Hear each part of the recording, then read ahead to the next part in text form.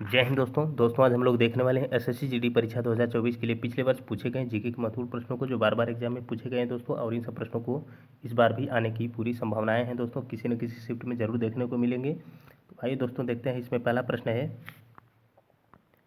भारत का उपराष्ट्रपति बनने के लिए न्यूनतम आयु कितनी होनी चाहिए? 25 वर्ष, 30 वर्ष, 35 वर्ष, 40 वर्ष।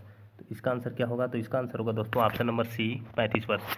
दोस्तों, उपराष्ट्रपति, राष्ट्रपति और राज्यपाल बनने के लिए न्यूनतम आयु 35 वर्ष होनी चाहिए, और भारत का प्रधानमंत्री बनने के लिए न्यूनतम आयु 25 वर्ष, और दोस्तों राज्यसभा का सदस्य बनने के लिए 30 वर्ष, लोकसभा का सदस्य बनने के लिए 25 वर्ष। ओके दोस्तों, तो आइए दोस्तों देखते हैं अगला प्रश्न है। इसमें वर्ष 1939 में सुभाष चंद्र बोस ने किसे हराकर कांग्रेस पार्टी के अध्यक्ष चुने गए थे? ऑप्शन नंबर ए है Abul Kalam Azad, option number B है Pattabhi Sitaramayya, option number C है Jawaharlal Nehru, option number D है बीपी पटेल। तो इसका आंसर होगा दोस्तों option number B, Pattabhi Sitaramayya. Pattabhi Sitaramayya जो है महात्मा गांधी जी के द्वारा लड़ाए गए थे दोस्तों, और सुभाष चंद्र बोस ने इन्हें हरा दिए। ओके दोस्तों, और इससे गांधी जी और सुभाष चंद्र बोस में मतभेद हुआ, जिसके कारण सुभाष चंद्र बोस ने इस अध्यक्ष पद से इस्तीफा दे दिया। या और ये कहाँ पर हुआ था? तो 1939 का कांग्रेस अधिवेशन तो त्रिपुरी में हुआ था। ओके दोस्तों, और इनके त्यागपत्र देने के बाद इसका अध्यक्ष किसे बनाया गया? तो डॉक्टर राजेंद्र प्रसाद को बनाया गया। ओके दोस्तों, आइए अगला प्रश्न देखते हैं। महात्मा गांधी जी ने राष्ट्र को किस आंदोलन के समय पर करो या मरो का नारा दिया था? रोलेट सत्याग्रह, नमक सत्याग्रह, भारत छोड़ो आंदोलन, असहयोग आंदोलन। तो इसका आंसर क्या होगा? तो इसका आंसर होगा दोस्तों ऑप्शन नंबर सी, भारत छोड़ो आंदोलन। और कब शुरू हुआ था? 8 अगस्त 1942 को मुंबई के ग्वालियर टैंक से। ओके दोस्तों, इसी आंदोलन में महात्मा गांधी जी ने करो या मरो का नारा दिया था। अगला प्रश्न है, दिल्ली में स्थित हुमायूं का मकबरा निम्न में से किसने बनवाया था? बाबर, अकबर, हाजी बेगम, हुमायूं। तो इसका आंसर होगा दोस्तों ऑप्शन नंबर सी, हाजी बेगम। और दोस्तों अगली बार एसएससी जीडी के एग्जाम में ही पूछा गया था कि बाबर के पिता का क्या नाम था और बाबर के माता का क्या नाम था। तो बाबर के पिता का नाम था दोस्तों उमर शेख मिर्ज़ा, और बाबर के माता का नाम था कुतुब निगार खानम। और बाबर जो है मुगल वंश का संस्थापक था। और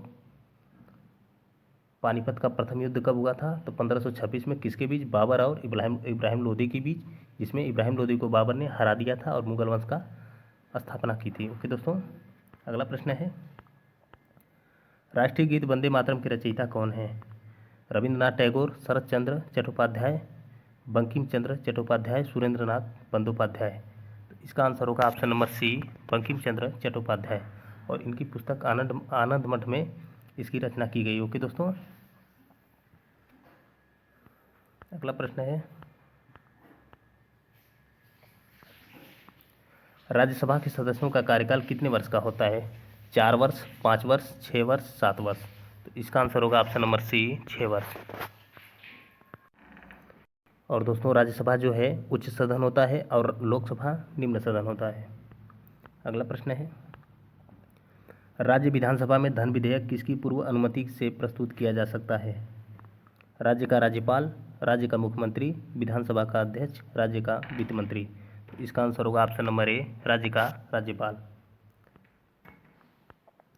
अनुच्छेद 107 के अनुसार राज्य विधानसभा में धन विधेयक राज्य के राज्यपाल की पूर्व अनुमति से ही प्रस्तुत किया जा सकता है। अगला प्रश्न है, विश्व की पहली महिला प्रधानमंत्री किस देश की बनी थी? भारत की, श्रीलंका की, इजराइल की, पाकिस्तान की। तो इसका आंसर होगा ऑप्शन नंबर बी, श्रीलंका की। और कौन बनी थी? श्री माओ भंडार नायके। अगला प्रश्न है, सरदार सरोवर बांध निम्नलिखित में से किस नदी पर स्थित है? किचड़ा, गोदावरी, नर्मदा, महानदी। तो इसका आंसर होगा ऑप्शन नंबर सी, नर्मदा नदी पर। अगला प्रश्न है, पृथ्वी की क्रस्ट में सबसे प्रचुर मात्रा में कौन सी धातु पाई जाती है? पृथ्वी की क्रस्ट में सबसे प्रचुर मात्रा में कौन सी धातु पाई जाती है? लोहा, चांदी, एल्युमिनियम, तांबा। तो इसका आंसर होगा दोस्तों ऑप्शन नंबर सी, एल्युमिनियम। अगला प्रश्न है, अमेरिका का डेट्रॉयट निम्नलिखित में से किस उद्योग के लिए प्रसिद्ध है? वस्त्र, सीमेंट, इस्पात, ऑटोमोबाइल। तो इसका आंसर होगा दोस्तों ऑप्शन नंबर डी, ऑटोमोबाइल। अगला प्रश्न है, तरल अवस्था में पाई जाने वाली अधातु कौन सी है? दोस्तों वेरी मोस्ट इंपॉर्टेंट क्वेश्चन है, बार बार पूछा गया है। तरल अवस्था में पाई जाने वाली अधातु कौन है? और एक प्रश्न यहाँ से बनता है कि तरल अवस्था में पाई जाने वाली धातु कौन है? इसके ऑप्शन है दोस्तों, ऑप्शन नंबर ए है नाइट्रोजन, ऑप्शन नंबर बी है ब्रोमीन, ऑप्शन नंबर सी है क्लोरीन, ऑप्शन नंबर डी है फ्लोरीन। तो तरल अवस्था में पाई जाने वाली अधातु है ब्रोमीन। तो इसका आंसर होगा ऑप्शन नंबर बी ब्रोमीन। और तरल अवस्था में पाई जाने वाली धातु कौन सी होती है? तो पारा होती है। अगला प्रश्न है, निम्नलिखित में से कौन सी ग्रंथि शरीर के ताप को नियंत्रित रखती है? पीनियल ग्रंथि, पीयूष ग्रंथि, ऑटू ग्रंथि, हाइपोथैलेमस ग्रंथि।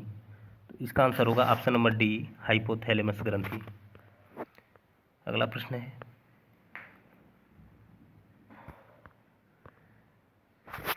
झिझिया लोक नृत्य जिसमें दशहरे के दिन महिलाएं अपने सिर पर लालटेन रखकर नृत्य करती हैं, भारत के किस राज्य का लोक नृत्य है?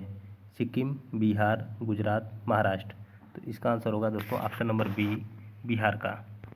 और दोस्तों लावड़ी और तमाशा कहाँ के लोक नृत्य हैं? तो महाराष्ट्र के। और गरबा और डंडिया जो हैं गुजरात के हैं प्रसिद्ध। अगला प्रश्न है, निखिल बनर्जी का संबंध निम्नलिखित में से किस वाद्य यंत्र से है? निखिल बनर्जी का संबंध निम्नलिखित में से किस वाद्य यंत्र से है? तबला से, सितार से, बांसुरी से या बीड़ा से? तो इसका आंसर होगा दोस्तों ऑप्शन नंबर बी सितार से। और दोस्तों बिस्मिल्लाह खां का संबंध किससे है? तो शहनाई से। तो दोस्तों इसी प्रकार की वीडियो पाने के लिए चैनल को सब्सक्राइब कर लें दोस्तों। ये एसएससी जीडी के प्रीवियस पूछे गए प्रश्नों की वीडियो थी दोस्तों। इसी प्रकार की वीडियो हमेशा आपको मिलती रहेगी। जय हिंद।